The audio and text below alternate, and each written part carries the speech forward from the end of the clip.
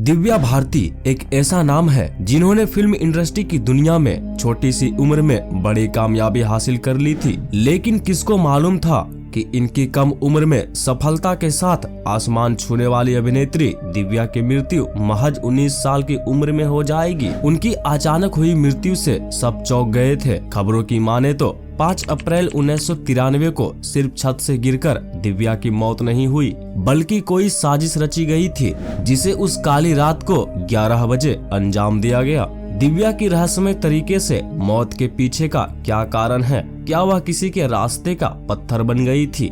और जानेंगे कि आखिर इतनी खुशमिजाज लड़की से किसी के क्या दुश्मनी हो सकती है। आज हम जानेंगे कि दिव्या भारती का ये दुनिया से चले जाना सिर्फ हादसा था या सोची समझी साजिश। बिना देर किए वीडियो को शुरू करते हैं। दोस्तों, एक वक्त पर बॉलीवुड की सबसे बड़ी एक्ट्रेस में गिनी जाने वाली दिव्या भारती ने बेहद कम उम्र में ही अपनी अलग जगह बना ली थी। वह अपनी खूबसूरती, मासूमियत और टैलेंट के जरिए लाखों के दिलों पर राज करती थी। उन्होंने एक के बाद एक हिट फिल्में देकर उस समय की सबसे बड़ी हीरोइंस को चुनौती दी। उन्होंने ऐसा काम किया कि बॉलीवुड का हर डायरेक्टर उनके साथ फिल्म बनाना चाहते थे और उन्होंने केवल 3 साल में 12 फिल्में करके शोहरत पाई, शादी की और सिर्फ 19 साल की उम्र में दुनिया से रुखसत हो गई।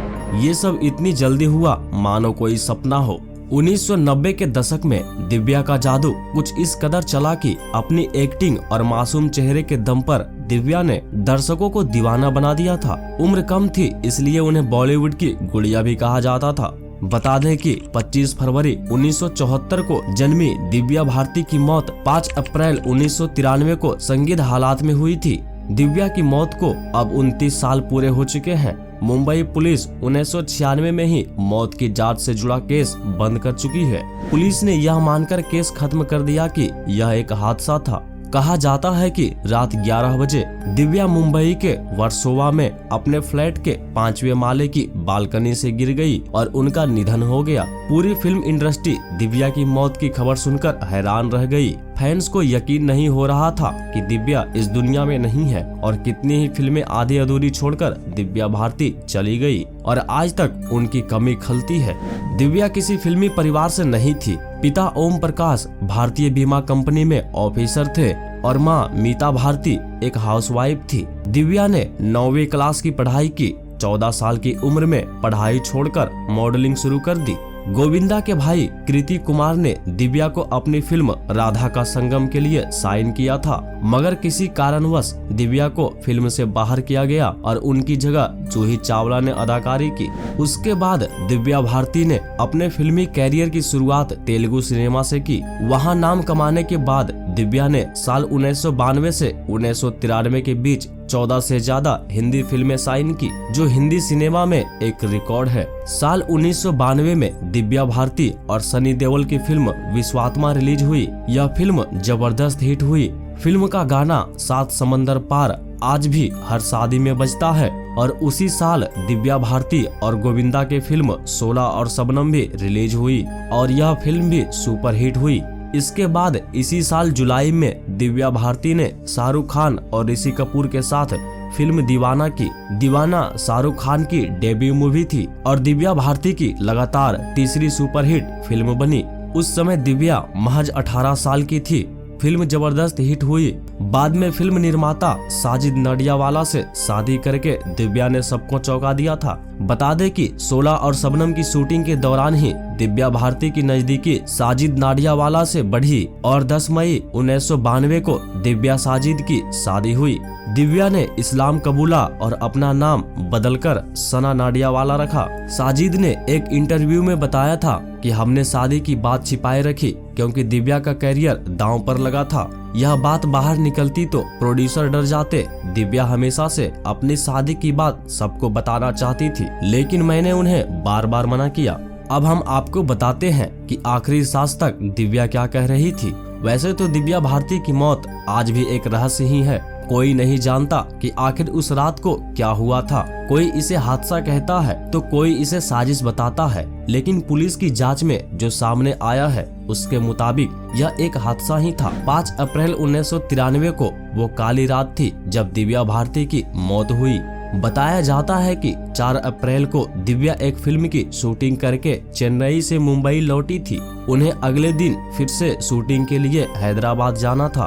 दिव्या एक फ्लैट खरीदना चाहती थी। जब ब्रोकर ने उन्हें फ्लैट के बारे में बताया तो दिव्या ने अपने फिल्म प्रोड्यूसर को फोन करके बोला कि मैं हैदराबाद 5 नहीं 6 अप्रैल को आऊंगी। उसी शाम दिव्या अपने भाई कुणाल और ब्रोकर के साथ बांद्रा के नेपच्यून अपार्टमेंट गई।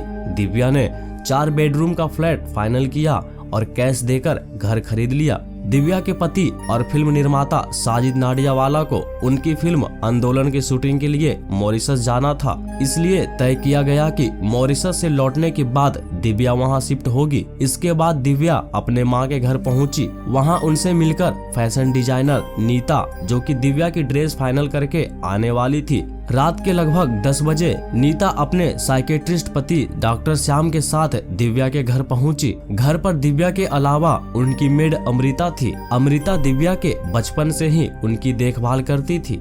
दिव्या, श्याम और नीता लिविंग रूम में बैठकर टीवी देख रहे थे। तीनों ने ड्रिंक्स ली। इसके बाद दिव्या लिविंग रूम की खिड़की के पास चली गई। यह खिड़की पार्किंग की तरफ खुलती थी। खिड़की में ग्रिल नहीं लगी थी। दिव्या खिड़की पर बाहर की तरफ पैर करके बैठ गई। दिव्या से जुड़े करीबी सूत्रों का कहना है कि दिव्या अक्सर ऐसा करती थी। खिड़की पर बैठकर दिव्या लगातार अपनी मेड से बात कर रही थी, जो किचन में नाश्ता तैयार कर रही थी। पुलिस को दिए गए बयान के मुताबिक नीता और श्याम उस वक्त टीवी देखने में बिजी थे। खिड़की पर बैठी दिव्या ने नीता और श्याम को देखने के लिए अपना एक हाथ खिड़की की चौखट को पकड़ने के लिए बढ़ाया, लेकिन उनका हाथ स्लिप हो गया और वह नीचे गिर गई। ये सब कुछ ही सेकेंड में हो गया। जब नीता, श्याम और अमृता भागकर नीचे गए तो देखा कि पार्किंग में गिरी दिव्या तड़प रही है। दिव्या के चारों तरफ खून ही खून था। दिव्या उस वक्त जिंदा थी। उन्हें तुरंत मुंबई के कपूर अस्पताल ले जाया गया। अस्पताल के आईसीयू वार्ड में दिव्या ने अपनी आखिरी सांस ली। दिव्या की आखिरी मेडिकल रिपोर्ट तैयार करने वाले डॉक्टर के मुताबिक दिव्या के पेट में थोड़ा सा अल्कोहल था, लेकिन उसकी मात्रा इतनी ज्यादा नहीं थी कि कोई अपना होश खो बैठे। दिव्या की मौत से पूरा देश दुखी हो गया। दिव्या के फैंस, बॉलीवुड जगत के लोग सब सदमे में थे।